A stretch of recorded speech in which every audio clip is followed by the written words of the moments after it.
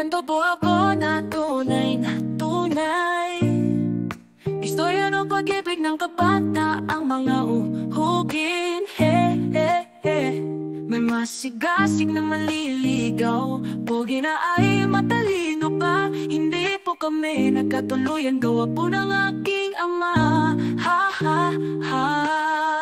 Ang tanong po ni ama, mag-aaral ang nursing o magbo-boyfriend? Umiiyak ko pong sagot, nursing po. Dumating ang panahon, may sarili na kaming mga pamilya. Paminsan, minsang pangungumusta, lalo tuwing aking kaarawan. Nalilito po ako dahil sa umayaw naman siya sa akin. Nagsisisi po kaya o nag-iinayang lamang. Kinausap ko po ng matinding masinsinan. Ako baga ay tunay na mahal mo pa rin mapa hanggang ngayon. Positive po ang sagot sa akin.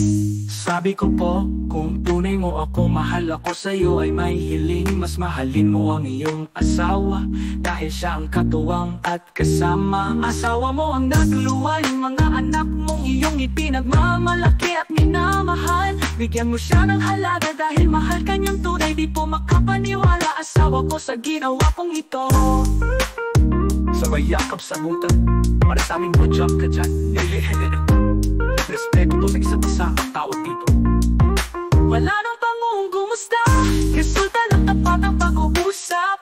Tunay na ang pagsasabi ng tapat ay pagsasama ng maluwag. Moving on po ang kasagutan para sa maligayang pamilya at masayang pamumuhay. Dahil ang pagsasama ng tapat ligaya ang katapat.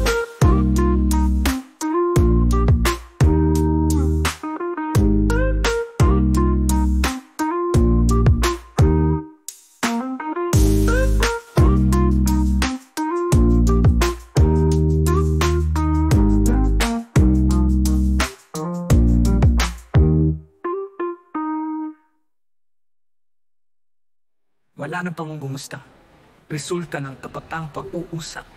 Tunay na ang pagsasabi ng tapat ay pagsasama ng maluwag.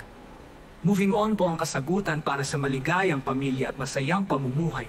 Dahil ang pagsasama ng tapat ligaya ang katapat.